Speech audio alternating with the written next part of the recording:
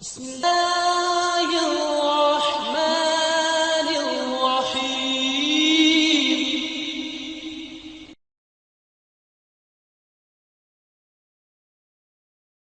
ونؤمن به ونعوذ بالله من شرور أنفسنا ومن سيئات أعمالنا. من يهده الله فلا مضل له ومن يضلل فلا هادي له. وأشهد أن لا إله إلا الله وحده لا شريك له وأشهد أن محمدا عبده ورسوله صلى الله عليه وسلم. أما بعد فإن خير الحديث كتاب الله وخير الهدي هدي محمد صلى الله عليه وسلم وشر الأمور محدثاتها وكل محدثة بدعة وكل بدعة ضلالة وكل ضلالة في النار. اللهم صل على محمد وعلى آل محمد كما صليت على إبراهيم وعلى آل إبراهيم إنك حميد مجيد. اللهم بارك على محمد وعلى آل محمد كما باركت على إبراهيم وعلى آل إبراهيم إنك حميد مجيد. اللهم انفعنا بما علمتنا وعلمنا ما ينفعنا وزدنا علما والحمد لله على كل حال. أعوذ بالله من الشيطان الرجيم. بسم الله الرحمن الرحيم. يا أيها الرسل كلوا من الطيبات واعملوا صالحا إني بما تعملون عليم. وإن هذه أمتكم أمة واحدة وأنا ربكم فاتقون.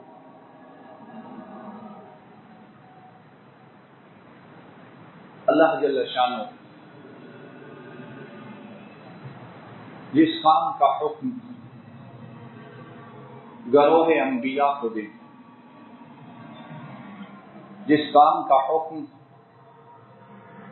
انبیاء کی پاکیزہ جماعت اور انبیاء جیسے طاہر و مطہر نفوس کو دیں،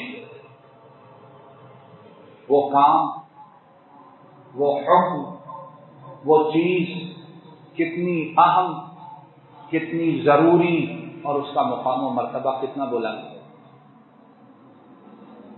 بات سمجھ آ رہی؟ جو انبیاء ہیں، جو رسول ہیں، اور انبیاء اور رسول وہ اللہ رب العالمین کی مخلوق میں سے چنے ہوئے لوگ ہوتے ہیں، اور ہم دنیا دار شاید اس دنیا میں رہتے ہوئے انبیاء اور رسولوں کے مقام و مرتبہ کو سمجھ نہ سکے. کیوں کہ ہم سمجھتے ہیں ایم پی اے قوم ہے، ہم سمجھتے ہیں ایم این اے قوم ہے، ہم سمجھتے ہیں چودھری قوم ہے، ہم سمجھتے ہیں پی ایم کون ہے، سی ایم کون ہے. ہم ان چیزوں کو سمجھتے ہیں. ہمیں کیا پتا کہ انبیاء اور رسول ان کا مقام و مرتبہ کتنا بلند ہو. تو اللہ جل شانہ اس آیت مبارکہ میں انبیاء کو حکم دیتے ہیں، اے رسولو پاکیزہ چیزوں میں سے کھاؤ اور عمل صالح کرو. کیوں؟ تم جو کچھ کرتے ہو میں اس سے بہت زیادہ خبردار، اس کا بہت زیادہ علم رکھتا ہوں. پھر ارشاد فرمایا اور یہ تمہاری امت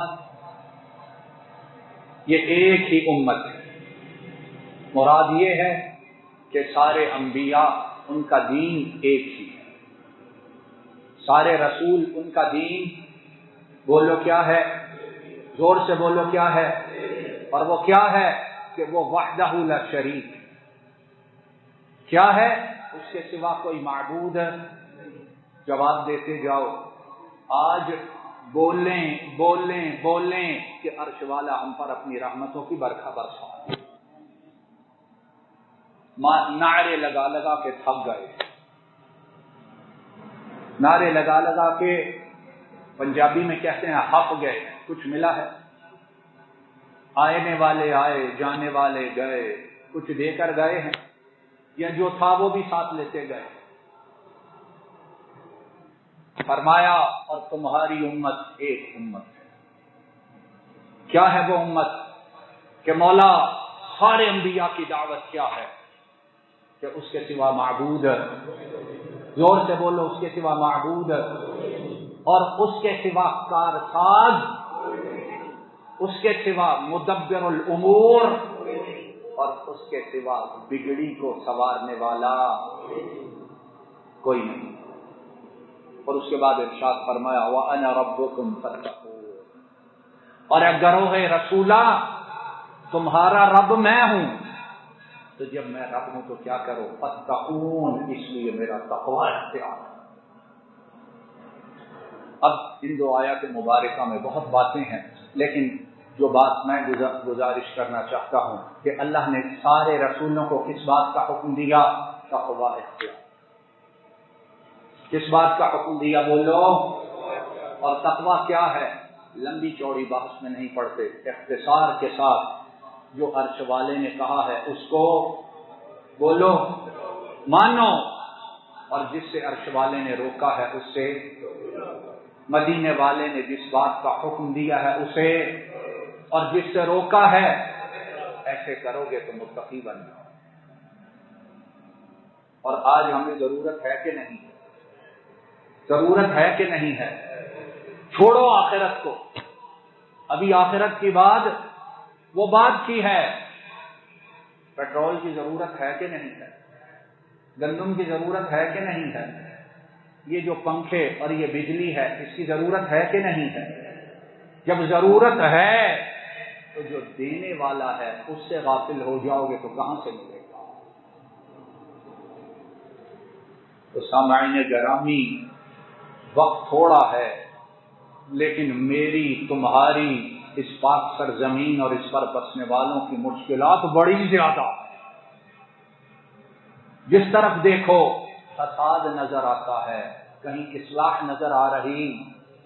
کہیں آ رہی ہو تو مجھے بھی بتاؤ۔ جدھر دیکھو معاملے بگڑے ہوئے ہیں، کہیں سدھار نظر آتا ہے؟ جدھر دیکھو کہتے ہیں آوے کا آوا برباد ہو چکا ہے۔ کیوں؟ کہ ہم نے جب عرش والے سے اپنے تعلقات خراب کیے تو اس نے کہا جاؤ اپنے معاملات خود ہی سدھار۔ اور یہ تقوی وہ ہے کہ جس کا حکم اللہ جل شانہ نے ہمارے نبی کریم صلی اللہ علیہ وسلم کو دیا، اور جب حکم دیا تو جواب دینا۔ اللہ کے رسول متقی تھے کہ نہ تھے؟ ان جیسا تقوی مانے کو ایسا جنا ہی نہیں ہے۔ کہا یا ایھا النبی اتق اللہ ولا تطع الکافرین، اے ہمارے نبی اللہ سے ڈر جائیے، اللہ کا تقوی اختیار کیجیے۔ جب ان کو جو امام المتقین ہے ان کے لیے ہے تقوی اختیار کرو، تو میں اور آپ ہماری حیثیت کیا ہے؟ اور پھر نبی کریم صلی اللہ علیہ وسلم جو امام المتقین ہیں انہوں نے اپنے عمل سے بھی ثابت کیا، اپنے عمل سے بھی دنیا والوں کو دکھایا کہ اللہ کا تقوی کیسے ہوتا ہے، اور اس کے ساتھ ساتھ وہ اپنے ہاتھوں کو اٹھا کر اپنے سر کو جھکا کر اپنے رب سے فریاد بھی کیا کرتے کہ اے مولا مجھے تقوی عطا فرما۔ بندہ اللہ سے کون سی چیز مانگتا ہے جو اس کے نزدیک اہم ہے؟ بندہ اللہ سے جس کا سوال کرتا ہے جس کی اس کو ضرورت ہے۔ بندہ اللہ سے کیا طلب کرتا ہے؟ جس کا مقام و مرتبہ بہت اونچا ہے. تو اللہ کے رسول صلی اللہ علیہ وسلم وہ دعا مانگا کرتے تھے، اللہم آتی نفسی. حدیث لمبی ہے لیکن میں صرف وہ حصہ پڑھتا ہوں جس کا تعلق آج ہماری بات سے ہے. اللہم آتی نفسی تقواہا وزکھا انت خیر من زکاہا انت ولیہا ومولاہا. اے اللہ محمد کے نفس کو متقی بنا. ترجمے پہ غور کرو، کتنی بڑی بات ہے. سب کہو صلی اللہ علیہ وسلم. محمد کے نفس کو کیا کر، بولو کیا کر، متقی بنا دے. تو اللہ کے رسول کو ماننے والوں، جو تقوی جس کا سوال وہ کریں، وہ میرے اور آپ کے لیے ضروری ہے کہ نہیں؟ وزکھا، اللہ میرے نفس کو متقی بھی بنا اور میرے نفس کو صاف کر دے. زکھا، اسے اجلا بنا دے، اسے چمکا دے. کس سے؟ کس سے؟ ہر قسم کی برائی سے بچا دے، ہر قسم کے گناہ سے دور کر لے، اور اپنے تقوی کے ساتھ میرے نفس کو خوبصورت بنا دے. اور پھر بات صرف یہیں تک نہیں، بلکہ امام الانبیاء علیہ الصلوۃ والسلام جب سفر کے لیے نکلتے، توجہ کرو، سفر کے لیے نکلتے تو سفر میں خصوصی طور پر اپنے رب سے سوال کرتے کہ اللہ مجھے تقوی عطا فرما. سفر میں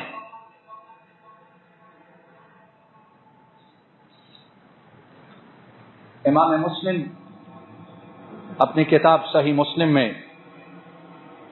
حضرت عبداللہ ابن عمر رضی اللہ تعالی عنہما ان سے روایت کرتے ہیں. وہ کہتے ہیں نبی کریم صلی اللہ علیہ وسلم جب سواری پہ سوار ہوتے، اونٹ پر تشریف رکھتے، تو 3 بار کہتے اللہ اکبر، اللہ اکبر، اللہ اکبر. ہم جب سواری پہ بیٹھے ہم کیا کرتے؟ بولو اللہ کے بندو، نئی گاڑی ہو کیا کرتے؟ یا اے سی آن کرتے ہیں، یا اے سی سے پہلے کوئی اور چیز لگاتے. یہی کرتے ہیں نا. کتنے ہیں جو دعا پڑھ کے بیٹھتے؟ اللہ آپ نے یہ سواری دی ہے، اس سے پہلے ہمیں سائیکل بھی نصیب نہ تھی، اور تو نے ہمیں سائیکل دی. ہمارے بڑے وہ میلوں پیدل چلا کرتے تھے. اللہ اکبر، سب سے بڑا وہی ہے. کیوں؟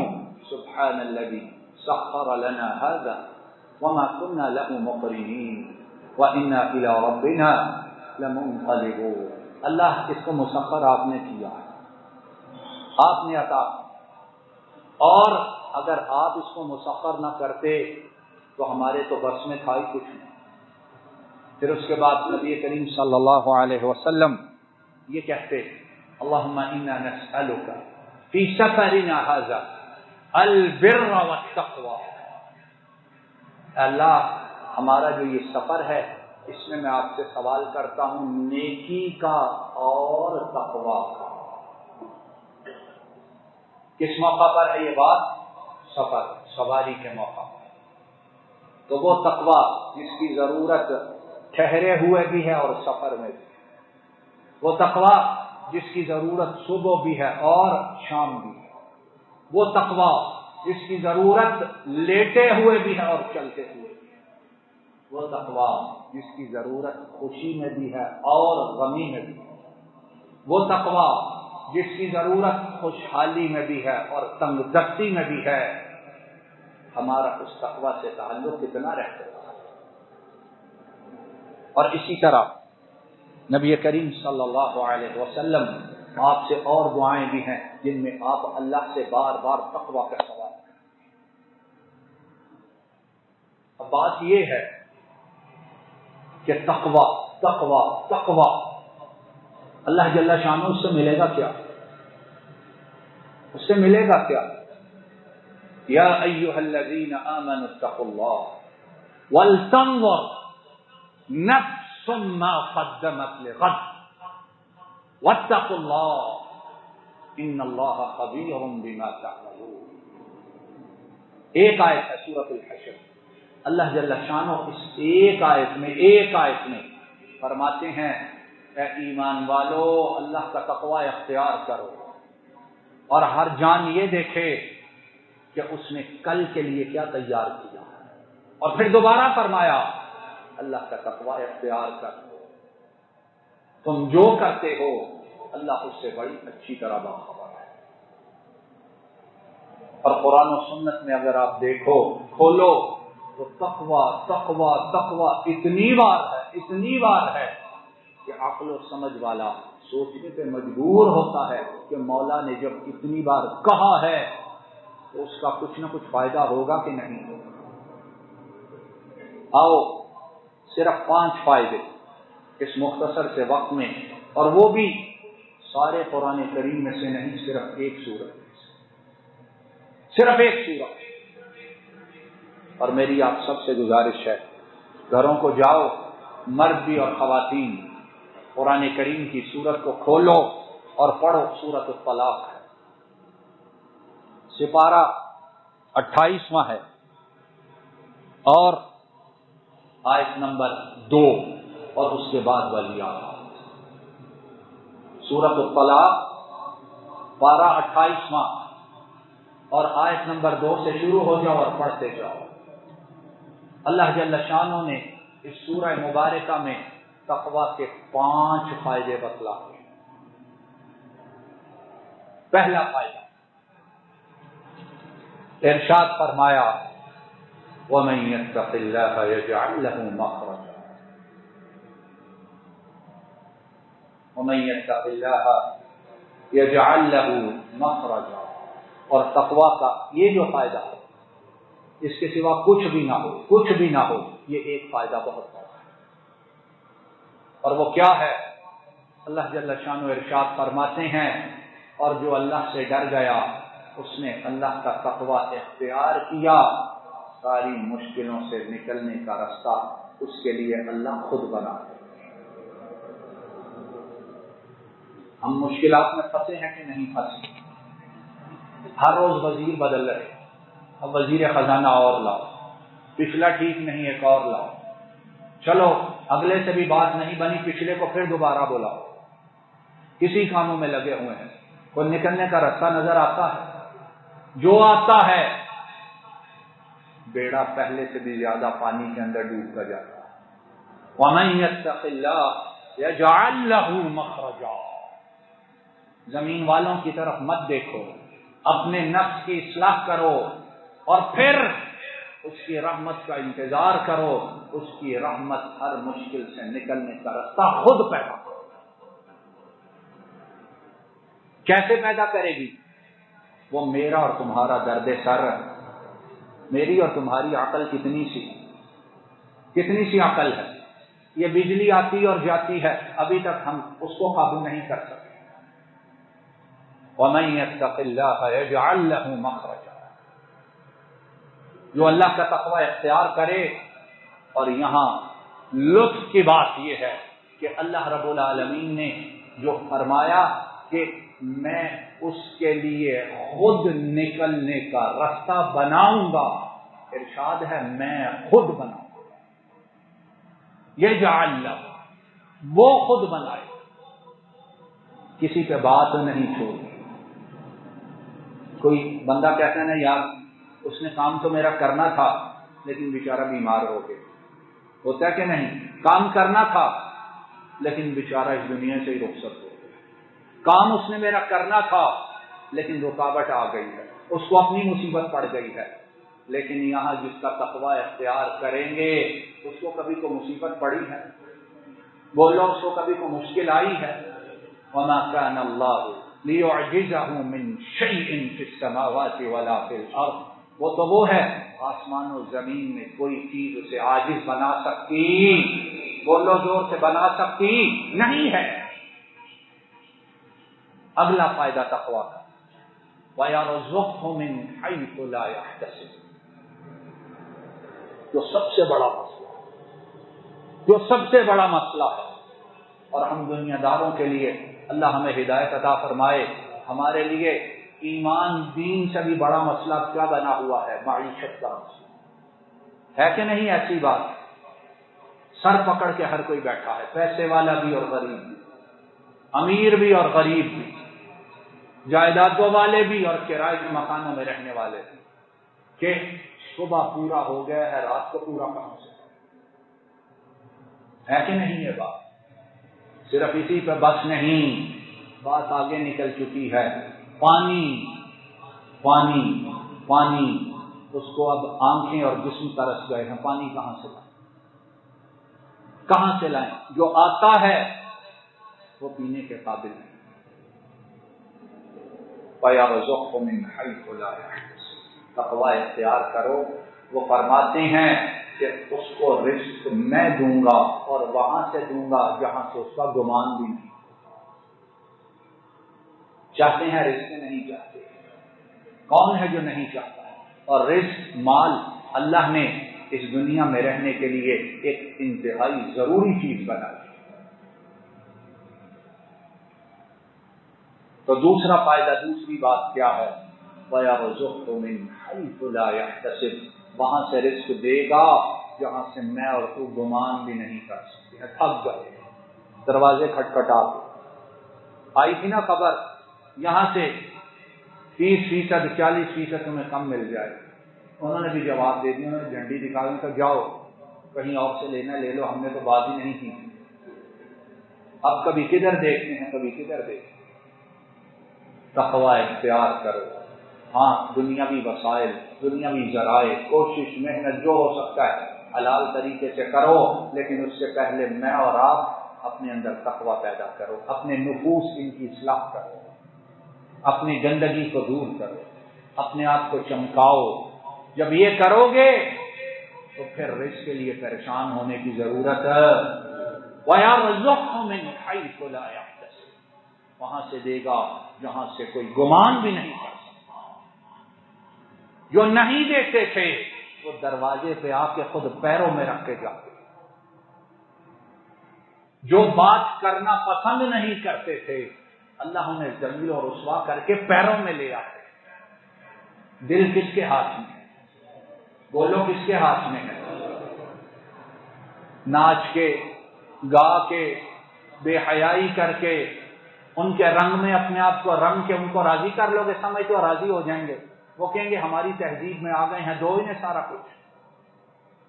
یاد رکھو وَلَن تَرْضَىٰ عَنكَ الْيَهُودُ وَلَا النَّصَارَىٰ حَتَّىٰ تَتَّبِعَ مِلَّتَهُمْ، یہود و نصارہ تم سے تب تک راضی نہیں ہوں گے جب تک تم یہودی اور نصرانی نہیں بن جاتے۔ انہیں تم کیسے خوش کر سکتے؟ خوش اسے کرو جو ان کا بھی رب ہے اور ہمارا بھی رب ہے، اس کو راضی کرو۔ تیسرا فائدہ اسی سورہ مبارکہ میں اللہ جل شانہ ارشاد فرماتے ہیں وَمَن يَتَّقِ اللَّهَ يَجْعَل لَّهُ مِنْ أَمْرِهِ يُسْرًا، وَمَن يَتَّقِ اللَّهَ يَجْعَل لَّهُ مِنْ أَمْرِهِ يُسْرًا، یہ کلام رب العالمین ہے، اس کو پڑھو، کھولو، دیکھو۔ یہ صرف موت کے وقت سورہ یاسین پڑھنے کے لیے نہیں، اس کو پڑھ کے زندگی گزارنے کے لیے اللہ نے اسے نازل کیا۔ اور میں اور آپ ہر شخص اس وقت اپنے آپ سے سوال کرے، ہم پہ جو حالات گزر رہے ہیں، ہم ہر روز کتنا قرآن کریم پڑھتے ہیں؟ ہر بندہ، مرد عورت، جوان بوڑھا، ہر کوئی اپنے آپ سے پوچھے وہ روز کتنی تلاوت کرتا ہے؟ کتنی کرتے ہیں ہم؟ اس کی تلاوت کو چھوڑو، 5 فرض نمازیں ہیں جن کے بغیر بندہ مسلمان نہیں رہتا۔ کیا مساجد میں اتنی پریشانی کی حالت میں مساجد کی آبادی میں اضافہ ہوا؟ فجر میں کوئی لوگ زیادہ دیکھے ہیں؟ صبح اٹھ کر وہی گدھے کی طرح شام تک ہاتھ پاؤں مارتے ہیں، کچھ مل جائے کچھ مل جائے، لیکن بستر سے اٹھ کر فجر کے وقت اس گھر میں آنے کی توفیق کتنوں کو؟ اور پھر کہتے ہیں دعا کرو جی اللہ رحم، اور دعا کرو اللہ بڑا غفور الرحیم ہے، وہ ہے غفور الرحیم، لیکن میں اور تم اس کی رحمت کو حاصل کرنے کے لیے اپنے آپ کو اس قابل تو بناؤ اس قابل، پھر دیکھو اس کی رحمتیں کیسے آتی۔ تیسرا فائدہ، اللہ جل شانہ فرماتے ہیں جو اللہ کا تقوی اختیار کرے گا اللہ اس کے ہر کام میں اس کے لیے آسانی پیدا کرے۔ آسانی چاہتے ہو کہ نہیں چاہتے؟ لمبے لمبے کاروباروں والے ان کے کروڑوں روپے پھنس گئے ہوئے، روتے رہتے ہیں کہ نہیں روتے؟ یار کروڑوں کی گراہی ہے، جس سے لینے ہیں وہ فون ہی نہیں اٹھاتے، اور اگر اٹھا لیں تو وہ آگے سے اتنا روتے ہیں، آدمی مانگتے ہوئے شرم محسوس کرتے یار اس سے مانگو کیا، وہ خود ہی پنجابی میں کہتے اپنا سیاپا خود کر رہا ہے، میں تمہیں کہاں سے، ہے کہ نہیں ایسی بات؟ جو پیسے والا ہے وہ بھی روتا ہے، جس کے پاس کچھ نہیں وہ بھی روتا ہے، گزران زندگی مشکل ہے، معاملات گمبھیر ہیں۔ وَمَن يَتَّقِ اللَّهَ يَجْعَل لَّهُ مِنْ أَمْرِهِ يُسْرًا، تقوی اختیار کر، تیرے معاملات کو اللہ آسان کرے گا۔ کہتے ہیں نا یار روٹی اس کو بھی ملتی ہے، لیکن دیکھو رات میٹھی نیند کتنی سوتا ہے، اور ایک وہ بھی ارب پتی ہے لیکن نہ نیند رات کو آتی ہے نہ چین صبح آتا ہے۔ کیوں؟ زندگی میں آسانی، زندگی میں سہولت، زندگی میں آرام کہاں سے آتا ہے؟ وہ اوپر سے آتا ہے، زمین والوں سے بندہ اسے خرید سکتا، یہ بازار میں بکنے والی چیز نہیں ہے، منڈی سے جا کے لے آؤ۔ وَمَن يَتَّقِ اللَّهَ يَجْعَل لَّهُ مِنْ أَمْرِهِ يُسْرًا، تقوی اختیار کر، تیرے اور میرے کاموں کو آسان وہ خود کر دے گا۔ چوتھا فائدہ، وَمَن يَتَّقِ اللَّهَ يُكَفِّرْ عَنْهُ سَيِّئَاتِهِ، اور پانچواں فائدہ وَيُعْظِمْ لَهُ أَجْرًا، فرمایا تقوی اختیار کرو اللہ تمہارے سارے گناہوں کو معاف کر دے۔ اور گناہوں کی معافی کی ضرورت ہے کہ نہیں؟ بولو اللہ کے بندوں ہے، جو ہمیں سمجھایا جاتا ہے، جو بتلایا جاتا ہے، جو پڑھایا جاتا ہے، وہ تو یہی ہے کہ گناہوں کا اس سے تعلق ہی کوئی نہیں۔ یہ تو بے وقوف ہیں جو ان حالات کو گناہوں سے جوڑتے ہیں، اس کا کیا تعلق ہے؟ ساری دنیا کی حالات خراب ہے، ساری دنیا کی معیشت ڈوب رہی ہے، کیوں ڈوب رہی ہے؟ وہ پیدا کرنے والا ظالم تو نہیں، اس نے ذمہ لیا ہے۔ وَمَا مِن دَابَّةٍ فِي الْأَرْضِ إِلَّا عَلَى اللَّهِ رِزْقُهَا، زمین پر کوئی رینگنے والا نہیں مگر اس کی روٹی کا ذمہ کس پہ ہے؟ تو یہ جو تنگی آئی ہے، یہ جو رینگنے والے اور ان میں ہم بھی شامل ہیں، ہمارے کرتوتوں کی وجہ سے۔ فرمایا جو تقوی اختیار کرتا ہے اللہ اس کے گناہوں کو معاف کر دیتے ہیں۔ اور پانچواں اور اس صورت میں بیان کردہ آخری فائدہ وَيُعْظِمْ لَهُ أَجْرًا، گناہ بھی معاف کرتا ہے اور اس کو اجر بھی بہت زیادہ عطا کرتا ہے۔ اب آپ سارے عقل مند سمجھدار ہو، اس کو یہ پانچ چیزیں مل جائیں، باقی کوئی چیز رہ گئی ہے؟ بولو کو رہ گئی ہے؟ یا ایھا الذین آمنوا اتقوا اللہ ولتنظر نفس ما قدمت لغد واتقوا اللہ ان اللہ خبیر بما تعملون وآخر دعوانا ان الحمد للہ رب العالمین۔